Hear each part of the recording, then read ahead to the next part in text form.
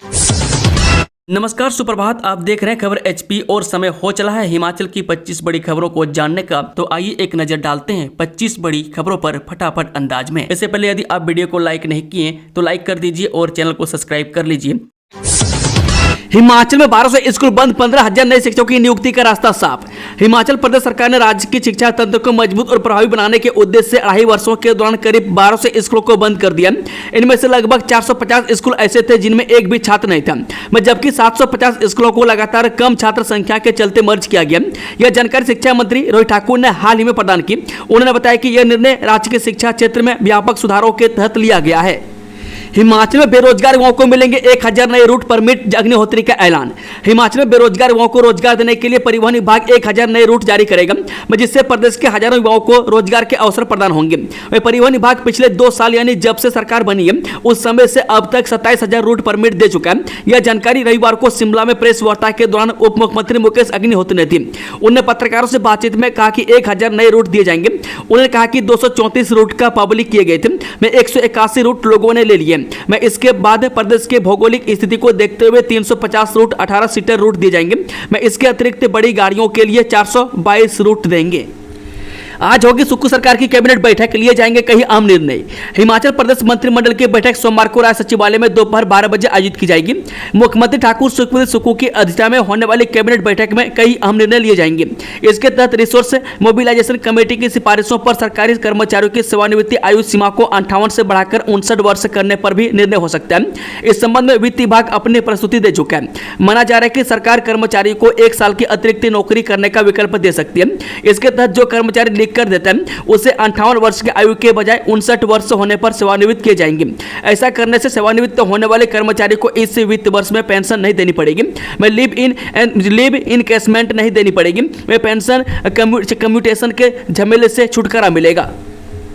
नियमित शिक्षण अनुभव रखने वाले शिक्षकों की लगाई जाए मूल्यांकन ड्यूटी। जो पेपर चेकिंग में 10 से 15 वर्ष का नियमित शिक्षण अनुभव रखने वाले शिक्षकों की ड्यूटी लगाने की मांग राज्य के टीजीटी कला संघ ने सरकार व शिक्षा बोर्ड से की है। संघ के पदाधिकारियों का कहना है कि इस बार अनेकों मूल्यांकन केंद्रों में उचित तरीके से मूल्यांकन न करने के कारण कुछ विषयों में बच्चों के काफी कम अंक आए। इसके कारणों की छानबीन करते हुए अगले वर्ष से केवल 10 से 15 वर्ष का नियमित शिक्षण अनुभव रखने वाले शिक्षकों की ही मूल्यांकन में ड्यूटी लगाई जानी चाहिए। अगर ऐसा इस बार भी होता तो 10वीं का परिणाम भी बेहतर होता। वह संघ के प्रदेश अध्यक्ष सुरेश कौशल, उपाध्यक्ष देशराज कालिया और प्रदेश महासचिव विजय हीर ने कहा कि बोर्ड को अगली परीक्षाओं में मूल्यांकन करने के लिए ऐसी व्यवस्था करनी चाहिए। मारा गया लश्कर-ए-तैयबा का आतंकी रजा उल्लाह निजामुन्नी खालिद, अज्ञात बंदूकधारियों ने की हत्या। जो लश्कर-ए-तैयबा के आतंकवादी रजा उल्लाह निजामुन्नी खालिद उर्फ अबू सैफुल्लाह खालिद, जो 2006 में RSS मुख्यालय पर हमले का मास्टरमाइंड था, रविवार को पाकिस्तान के सिंध प्रांत में 3 अज्ञात बंदूकधारियों ने मारे गए। अधिकारियों ने यहां यह जानकारी दी। मैं खालिद 2000 की शुरुआत में नेपाल से लश्कर-ए-तैयबा यानी कि LET के आतंकी अभियानों का नेतृत्व करता था और उसके कई सरनेम थे, जिनमें विनोद कुमार, मोहम्मद सलीम और रजा उल्लाह शामिल थे। उन्होंने बताया कि वह भारत में कई आतंकी हमलों में शामिल थे। अधिकारियों ने बताया कि वह आज दोपहर मतली स्थित अपने घर से निकला था और सिंध प्रांत के बदनी में एक क्रॉसिंग के पास से हमलावरों ने उसे गोली मार दी। मैं सिंध से मीडिया रिपोर्ट के अनुसार गोली लगने के बाद खालिद को अस्पताल ले जाया गया, जहां उसे मृत घोषित कर दिया गया। इन रिपोर्टों ने इसे व्यक्तिगत दुश्मनी का मामला भी बताया है। हिमाचल में वन निगम में खत्म होगी ठेकेदारी प्रथा, वन निगम खुद करेगा टुंड हटाने का काम। हिमाचल प्रदेश में अब वन विकास निगम ठेकेदारों के भरोसे नहीं रहेगा, यानी वन विकास निगम को ठेकेदारों को काम पर रखने की प्रथा को समाप्त किया जाएगा। मुख्यमंत्री सुखविंदर सुक्खू ने वन निगम को पेड़ों के ठुंड को निकालने का काम स्वयं करने के निर्देश दिए। मैं इस दिशा में उन्होंने करीब 10,000 ठुंड हटाने के लिए विस्तृत रोड मैप तैयार करने को भी कहा है। मुख्यमंत्री ने यह निर्देश से मूल्य निर्धारण समिति की बैठक की अध्यक्षता करते हुए दिए। मैं बैठक में गैर लकड़ी वन उपज की नई दर और रॉयल्टी संरचना को भी मंजूरी दी गई। मैं गौरतलब है कि इस समिति की पिछली बैठक वर्ष 2022 में हुई थी। बाढ़ में क्षतिग्रस्त लारजी परियोजना फिर से चालू, सुक्खू सरकार के ठोस प्रयासों से 2 साल में काम पूरा, सीएम ने दी बधाई। मुख्यमंत्री सुखविंदर सुक्खू के नेतृत्व में राज्य सरकार द्वारा कुल्लू जिले में 126 मेगावाट क्षमता की लारजी परियोजना पुनः कार्यशैली करने के लिए शुरू में 25 करोड़ रुपए की राशि आवंटित की गई। मैं इसके पश्चात 35 करोड़ रुपए और तत्पश्चात 185 करोड़ 87 लाख रुपए की अतिरिक्त राशि स्वीकृत की गई। यह परियोजना 9 और 10 जुलाई 2023 को ब्यास नदी में आई बाढ़ के कारण पूरी तरह क्षतिग्रस्त हो गई थी। इस परियोजना को बहाल करने का कार्य 2 वर्ष से भी कम समय में पूर्ण हुआ है। उन्होंने हिमाचल प्रदेश राज्य विद्युत बोर्ड लिमिटेड के इंजीनियरों और कर्मचारियों की बड़ी मेहनत और समर्पण की सराहना की, जिन्होंने इस परियोजना को बहाल करने के लिए पूर्ण समर्पण से कार्य किया। वह उसके अथक प्रयासों से लार्जी पावर प्रोजेक्ट के यूनिट 1 को 15 जनवरी 2024 को फिर से शुरू किया गया और 2 मई 2024 को पावर ग्रिड से जोड़ा गया। हिमाचल में 10वीं 12वीं में अच्छा रिजल्ट नहीं देने वाले शिक्षकों पर गिरेगी गाज, एक्शन में शिक्षा मंत्री रोहित ठाकुर। हिमाचल प्रदेश स्कूल शिक्षा बोर्ड द्वारा घोषित कक्षा 10 व 12वीं में खराब परिणाम देने वाले शिक्षकों पर कार्रवाई की तैयारी है। ऐसे शिक्षकों की वार्षिक वेतन वृद्धि यानी कि एनुअल इंक्रीमेंट रोकने व ACR में पुअर परफॉर्मेंस को अंकित किया जा सकता है। मैं नियमों में पहले से इनका प्रावधान है। मैं शिक्षा मंत्री रोहित ठाकुर ने स्कूल शिक्षा निदेशालय को निर्देश जारी किए। इसमें कहा गया है कि वह स्कूल व विषयवार परिणाम तैयार करें, यानी कि स्कूल का परिणाम कितना प्रतिशत रहा। मैं दोनों कक्षाओं के परीक्षा परिणाम में टॉप 5 विद्यार्थियों की सूची भी अलग से तैयार की जाएगी। हिमाचल सरकार ने केंद्र को लिखा पत्र, मनरेगा का लंबित 600 करोड़ बजट जारी करने की मांग। हिमाचल सरकार ने केंद्र से मनरेगा के तहत लंबित लगभग 600 करोड़ रुपए का बजट जारी करने की मांग की है। इस संबंध में प्रदेश सरकार ने केंद्र सरकार को पत्र लिखा है। इस पत्र में स्पष्ट तौर पर कहा है कि मनरेगा मजदूरों के वेतन के अलावा अन्य देनदारियां चुकता करने को है, मैं इसलिए यह बजट जारी किया जाए। यह बजट पुराने वित्तीय वर्ष का है। मनरेगा के तहत आने वाले बजट के लिए प्रदेश के सभी जिलों में अलग से खाता खोला गया, जिससे राशि का उपयोग मनरेगा के तहत होने वाले कार्यों के लिए ही किया जा सके। क्या है एवोकेडो, बाजार में मिलते हैं 600 रुपये केजी। बेंगलुरु से हिमाचल पहुंचेंगे 400 पौधे, बागवान होंगे मालामाल। हिमाचल प्रदेश से बागवानी विभाग बागवानों को एवोकेडो यानी कि अपार्सिया अमेरिकन के पौधे लगाने के लिए उपलब्ध करवाएगा। वह बागवानी विभाग के उप निदेशक की अध्यक्षता में टीम बेंगलुरु से सोमवार को वापस लौट रही है। वह एवोकेडो बागवानों की तकदीर को बदलेगा। वह पहली बार है बागवानी विभाग बागवानों को उपलब्ध करवा रहा है। वह बाजार में 500 से 600 रुपये प्रति किलोग्राम मिलते हैं। वह एवोकेडो के गूदे में तेल होता है, जिसकी मात्रा किस्म के आधार पर 13 से 25% तक हो सकती है। इसलिए इस फल को बटर फ्रूट भी कहा जाता है। मैं इसके गूदे में मक्खन जैसी बनावट होती है।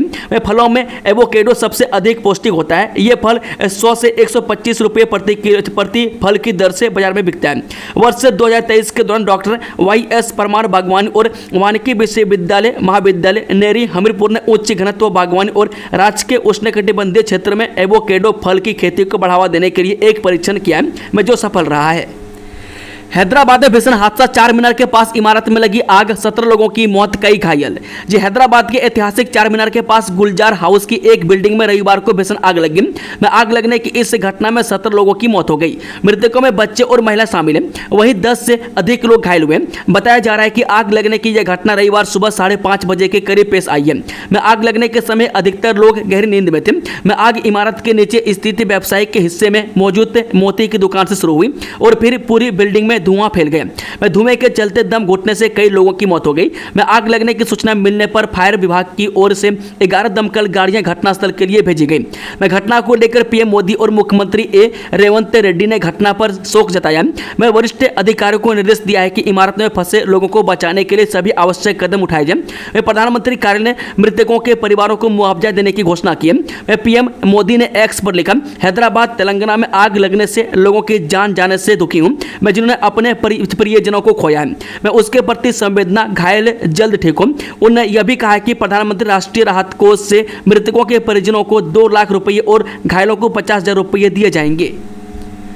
छात्राओं से ज्यादा फेल हुए छात्र। हिमाचल प्रदेश स्कूल शिक्षा बोर्ड द्वारा घोषित 12वीं कक्षा की परीक्षा के परिणाम में लड़कियों न केवल टॉप लिस्ट में बल्कि संख्या में भी लड़कों से अधिक पास हुई है। मैं करीब 44,000 छात्रों ने एग्जाम दिया था, मैं जिनमें से 9,000 फेल हो गए। मैं जबकि 42,000 छात्राओं ने परीक्षा दी थी, मैं जिनमें से सिर्फ 5,000 ही फेल हुई है। मैं बोर्ड द्वारा जारी आंकड़ों पर नजर दौड़ाएं तो इस वर्ष कुल 86,373 विद्यार्थी परीक्षा में शामिल हुए थे, मैं जिनमें से 71,591 विद्यार्थी सफलता प्राप्त करने में सफल रहे। इस वर्ष का कुल उत्तीर्ण प्रतिशत 83.16% रहा। मैं आंकड़ों के अनुसार परीक्षा में 43,910 छात्र और 42,183 छात्राएं शामिल हुए थे। इनमें से 34,687 छात्र और 36,904 छात्राओं ने सफलता हासिल की है। बिजली कर्मियों को मिलेगा केंद्रीय वेतनमान, इस डेट को कैबिनेट सब कमेटी की बैठक। हिमाचल प्रदेश से बिजली बोर्ड के कर्मचारियों को केंद्रीय वेतनमान दिया जा सकता है। इसे लेकर चर्चा का दौर शुरू हो चुका है और 20 तारीख को कैबिनेट सब कमेटी इस मामले पर चर्चा करेगी। सूत्रों के अनुसार जो एजेंडा इस बैठक के लिए रखा गया उसमें कर्मचारियों को केंद्र सरकार के वेतनमान देने की बात है। मैं इसमें भी सरकार उन्हें केंद्र सरकार के कर्मचारियों को मिलने वाले भत्ते नहीं देना चाहती है, बल्कि सिर्फ वेतनमान देना चाहती है। मैं कर्मचारियों की माने तो ऐसा होने से उनके वेतन पर असर पड़ेगा, क्योंकि केंद्र सरकार के भत्ते ज्यादा हैं लेकिन वेतनमान कम है। ऐसे में यहां कर्मचारियों ने विरोध शुरू कर दिया है। नवोदय भर्ती एग्जाम में 40 नक्सली पकड़े, 35 पुरुष और 5 महिलाएं गिरफ्तार। रविवार को देश भर में आयोजित हुए नवोदय भर्ती एग्जाम में शिमला शहर में 40 नक्सलियों को धर दबोचा है। मैं इसमें 35 पुरुष और 5 महिलाएं शामिल हैं। मैं शहर के 4 पुलिस थानों में ऐसे 5 मामले सार्वजनिक परीक्षा अधिनियम 2024 की धारा 10(11) के तहत अनुचित साधनों की रोकथाम के दर्ज किए गए। मैं जवाहर नवोदय विद्यालय समिति द्वारा आयोजित की जाती है, जिसका उद्देश्य नवोदय विद्यालयों में शिक्षकों और गैर शिक्षक कर्मचारियों की भर्ती करना होता है। राज्यपाल से मिलेगा संयुक्त किसान मंच, मांग को लेकर सौंपेंगे ज्ञापन। जी हां, तुर्की के सेब व अन्य उत्पाद के आयात को बैन करने का मामला गर्माता जा रहा है। संयुक्त किसान मंच 20 मई को राज्यपाल से भेंट करेंगे तथा उन्हें ज्ञापन सौंपेंगे। ज्ञापन के माध्यम से मंच राज्यपाल से तुर्की के सेब पर पूर्ण प्रतिबंध लगाने की मांग करेगा। साथ ही इटली, ईरान व अमेरिका से आयात होने वाले सेब पर आयात शुल्क को 100% करने या फिर न्यूनतम आयात मूल्य 50 रुपये से बढ़ाकर 100 रुपये निर्धारित करने की मांग करेंगे। साथ ही इसे प्रभावी रूप से लागू करने की भी मांग करेंगे। बाथू में भीषण अग्निकांड, प्रवासियों के साथ असियाने जलकर राख। जो औद्योगिक क्षेत्र टाहलीवाल के पास स्थित बाथू कॉमन फैसिलिटी सेंटर के समीप पेश आई आग की घटना में प्रवासी मजदूरों के साथ झुग्गियां जलकर राख हो गई। इस अग्निकांड में झुग्गियों में रखा घरेलू सामान, खाद्य वस्तुएं और कपड़े आदि सब कुछ जलकर नष्ट हो गया। प्राथमिक अनुमान के अनुसार इस हादसे में करीब 90,000 रुपये की संपत्ति का नुकसान हुआ है। राहत की बात यह रही कि हादसे में किसी की हताहत होने की सूचना नहीं है। प्रत्यक्षदर्शियों के अनुसार आग अचानक लगी और देखते ही देखते 7 झुग्गियों को अपने चपेट में ले लिया। आग इतना तेजी से फैली कि मजदूरों को सामान निकालने का मौका भी नहीं मिला। वहीं घटना की सूचना मिलते ही दमकल चौकी टाहलीवाल से फायर ब्रिगेड की टीम मौके पर पहुंची। दमकल कर्मियों ने कड़ी मशक्कत के बाद आग पर काबू पाया, जिससे अन्य झुग्गियां जलने से बच गई। यदि समय रहते आग पर काबू नहीं पाया जाता तो बड़ा हादसा हो सकता था। सिंगापुर स्टडी टूर पर गए छात्रों की अगले महीने होंगी प्रेजेंटेशन। जी हां, बीते फरवरी महीने में सिंगापुर और कंबोडिया का दौरा कर चुके छात्र अगले महीने शिक्षा मंत्री व विभाग के अधिकारियों के समक्ष अपनी प्रेजेंटेशन देंगे। जून में होने वाली विभागीय समीक्षा बैठक में जिले के शिक्षा उपनिदेशकों के अलावा इन छात्रों को भी बुलाया। हाल ही में हुई बैठक में विभाग ने सिंगापुर गए शिक्षकों की प्रेजेंटेशन ली थी। इस दौरान शिक्षकों ने सिंगापुर की शिक्षण कार्यप्रणाली के बारे में बताया और उनकी बेस्ट कार्यप्रणाली को प्रदेश में किस तरह लागू किया जा सकता है इस बारे में प्रेजेंटेशन में जानकारी दी। अब इसी तर्ज पर विभाग छात्रों से भी इसकी फीडबैक लेगा। इस दौरान छात्रों ने वहां क्या क्या देखा और उससे क्या सीखा बताने को कहा गया। इसके लिए छात्रों को एक प्रेजेंटेशन तैयार करने को कहा गया, जिसे बैठक में वे शिक्षा मंत्री के समक्ष रखेंगे। बीते फरवरी में सरकार ने 50 छात्रों को सिंगापुर और कंबोडिया के स्टडी टूर पर भेजा था। राष्ट्रीय कांग्रेस महासचिव प्रियंका वाड्रा पहुंची शिमला, छराबाड़ा वाले असियाना में बिताएंगी सुकून के पल। राष्ट्रीय कांग्रेस महासचिव प्रियंका वाड्रा रविवार को शिमला पहुंची। दोपहर लगभग 1 बजे उनकी गाड़ियों के काफिले ने सड़क मार्ग से शिमला के समीप छराबाड़ा स्थित उनके आवास में प्रवेश किया। उनके आगमन से पहले ही उनके सुरक्षा कर्मी एवं स्थानीय पुलिस प्रशासन छराबाड़ा पहुंचकर सुरक्षा व्यवस्था में जुट गए थे। भवन के आसपास सुरक्षा कर्मियों की तैनाती कर उनके सुरक्षित आवागमन को सुनिश्चित किया गया है। कीरतपुर मनाली फोरलेन पर बनेंगे इतने फुट ओवरब्रिज, इतनी धनराशि होगी खर्च। जी, कीरतपुर मनाली फोरलेन का लगभग 70% हिस्सा यातायात के लिए सुचारू कर दिया गया, लेकिन इस फोरलेन के किनारों पर बसे लोगों को इसे पैदल आर पार करने की कोई व्यवस्था नहीं थी। अभी तक लोग जान जोखिम में डालकर सरपट दौड़ती गाड़ियों के बीच इस फोरलेन को पैदल क्रॉस करते आ रहे हैं। इसी बात को ध्यान में रखते हुए NHAI ने कीरतपुर से मनाली तक 27 फुट ओवरब्रिज बनाने का कार्य शुरू कर दिया है। इस पर 22 करोड़ की राशि को खर्च किया जा रहा है।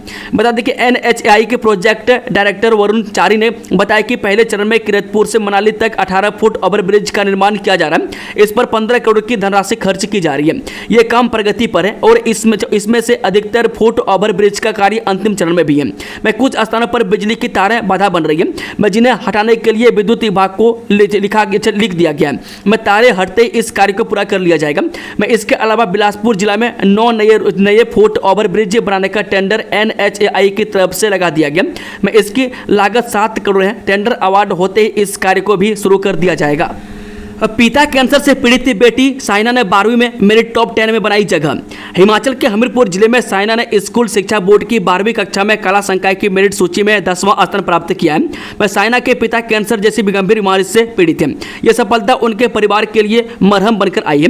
मैं साइना ने 500 में से 472 अंक प्राप्त किए हैं और जिला में 5वां स्थान प्राप्त किया है। मैं आर्थिक तंगी और संसाधनों की कमी के बावजूद साइना ने अपनी पढ़ाई में कोई कमी नहीं छोड़ी। मैं उसने स्कूल के साथ साथ ऑनलाइन माध्यम से भी पढ़ाई की और यह मुकाम हासिल किया। मंडी में प्रवासी मजदूर ही निकले लुटेरे, पेंटर बनकर घुसे, घर का नक्शा देखा, फिर 10 लाख लूट कर भागे। जब मंडी जिला के सुंदर नगर में बंदूक की नोक पर बुजुर्ग दंपति से करीब 10 लाख रुपए की लूटपाट के मामले में पुलिस ने सनसनीखेज खुलासा किया है। घटना में शामिल 5 आरोपी उत्तर प्रदेश के रहने वाले हैं और पहले मंडी व बला में मजदूरी कर चुके हैं। मंडी पुलिस ने सीसीटीवी फुटेज और खुफिया जानकारी के आधार पर मामले को सुलझाते हुए सभी अपराधियों तक पहुंच बनाई। 4 को यूपी पुलिस ने मुठभेड़ में पकड़ा, जबकि मास्टरमाइंड मंडी से गिरफ्तार हुआ है। इस सरकार 2029 तक देश की हर पंचायत में पैक्स की स्थापना करेगी, अमित शाह। जो केंद्रीय गृह एवं सहकारिता मंत्री अमित शाह ने रविवार को अहमदाबाद में आयोजित सहकारी महासम्मेलन 2025 में सहकारिता आंदोलन को पुनर्जीवित करने का आह्वान किया। गुजरात राज्य सहकारी संघ द्वारा आयोजित इस सम्मेलन में गुजरात के मुख्यमंत्री भूपेंद्र पटेल और अन्य गणमान्य व्यक्तियों ने भी भाग लिया। सम्मेलन को संबोधित करते हुए अमित शाह ने प्राथमिक कृषि ऋण समितियों यानी कि पैक्स को वित्तीय रूप से मजबूत बनाने पर जोर दिया। उन्होंने कहा कि केंद्र सरकार ने PACS को वित्तीय रूप से मजबूत बनाने के लिए कई महत्वपूर्ण कदम उठाए हैं। साथ ही उन्होंने यह भी घोषणा की है कि सरकार जल्द ही नए PACS के पंजीकरण के लिए एक नई नीति लाएगी। हिमाचल के जिला कांगड़ा के एक गांव में दादा समेत 2 पोतों की डूबने से मौत, ऐसे पेश आया हादसा।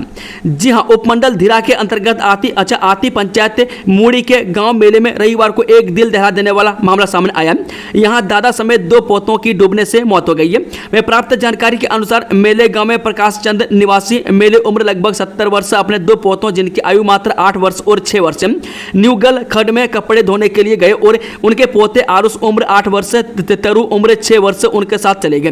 वे प्रकाश चंद खड्ड के किनारे कपड़े धो रहे थे और उनके दोनों पोते खड्ड के पानी में नहाने लग पड़े। वे नहाते नहाते न जाने कब वह छोटे बच्चे खड्ड के गहरे पानी में चले गए और डूबने लगे। वे उनको बचाते बचाते उनके दादा प्रकाश चंद भी गहरे पानी में डूब गए, जिस कारण इन तीनों की दुखद मौत हो गई। इस घटना की जानकारी जब गांव वालों को लगी तो सभी गांव वाले मौके पर पहुंचे और उनको ढूंढने लगे। इसी दौरान पुलिस चौकी थुरल की टीम भी मौके पर पहुंची और तीनों शवों को ढूंढकर अपने कब्जे में ले लिया।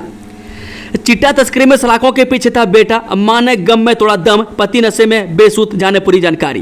जी नशा किस कद्र पूरे परिवार को तबाह कर रहा है, मैं दिल को झकझोरने वाला ऐसा ही मामला जिला हमीरपुर में सामने आया है। मैं जिला मुख्यालय में एक महिला ने बेटे के जेल में जाने के गम में दम तोड़ दिया। वह बेटा चिट्टा तस्करी के आरोप में जेल में बंद था और पति नशे में बेसुध। सुबह के वक्त महिला ने घर में ही दम तोड़ दिया। मैं घर में मौजूद 85 वर्षीय बुजुर्ग सास ने पड़ोसियों और रिश्तेदारों को इसकी खबर दी। मृतक महिला का पति नशे में इस कद्र बेसुध था कि वह शमशान घाट तक नहीं जा सका। मेरे रिश्तेदार महिला के बेटे को जेल से कुछ घंटों के लिए रिहा करवाकर शमशान घाट लाई, जहां पर उसने मां को मुख अग्नि दी। हिमाचल में आज से बदलेगा मौसम, कल ओलावृष्टि का ऑरेंज अलर्ट, इस दिन तक मौसम खराब, जाने पूरी जानकारी। हिमाचल प्रदेश में रविवार से मौसम बदलेगा। मैं सोमवार को कई क्षेत्रों में ओलावृष्टि का ऑरेंज अलर्ट जारी हुआ है। मैं पश्चिमी विक्षोभ की सक्रियता से प्रदेश के मौसम में बदलाव आने का पूर्वानुमान है। मैं शनिवार को प्रदेश के ऊंचाई वाले क्षेत्र में बादल छाए रहे, मैदानी जिलों में धूप खिली रही। मैं दोपहर बाद शिमला में बूंदाबूंदी के अलावा हमीरपुर के कुछ इलाकों में बारिश हुई है।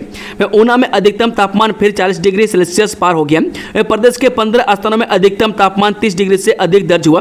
मौसम विज्ञान केंद्र शिमला ने रविवार को मैदानी जिलों ऊना, बिलासपुर, हमीरपुर और कांगड़ा में मौसम साफ रहने की संभावना जताई है। इन स्थानों के तापमान में भी बढ़ोतरी होने के आसार है। जीएसटी में दिखाया आईटी स्क्रैप का कारोबार, मौके पर no stock no record notice जारी, जाने पूरी जानकारी। जीएसटी में आईटी प्रोडक्ट, टीवी पैनल और स्क्रैप का कारोबार दिखाया, लेकिन मौके पर ऐसा कुछ नहीं मिला। राज्य कर एवं आबकारी विभाग के दक्षिण प्रवर्तन क्षेत्र परवाणु ने 5 फर्मों के रिकॉर्ड एक साथ खंगाला।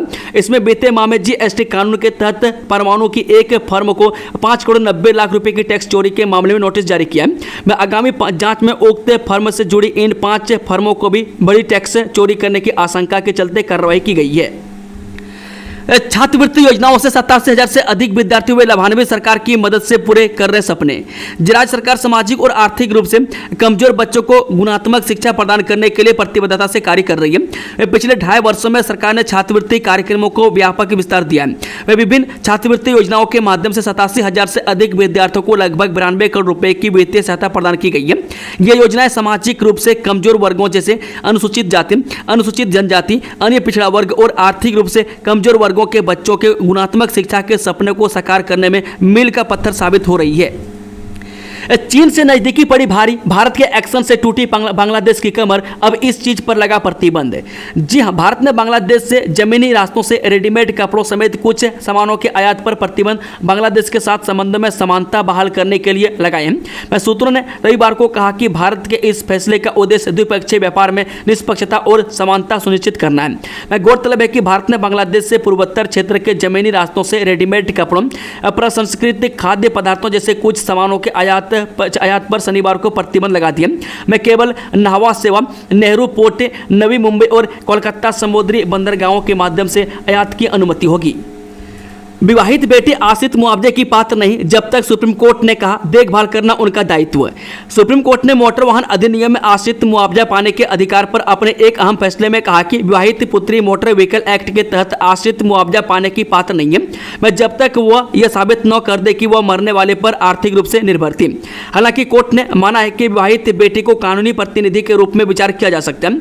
मैं इसके साथ ही कोर्ट ने दुर्घटना में मां की मौत होने पर विवाहित बेटी का मुआवजा घटाकर 50,000 रुपये करने और उसे आश्रित न मानने के हाईकोर्ट के फैसले को बरकरार रखा है। हालांकि सुप्रीम कोर्ट ने बूढ़ी मां का मुआवजा दावा खारिज करने का हाईकोर्ट का आदेश रद्द कर दिया और मां को मुआवजा देने का आदेश दिया है। नरक चला जाऊंगा लेकिन पाकिस्तान नहीं, जावेद अख्तर का बड़ा बयान, बोले लोग जिहादी कहते हैं।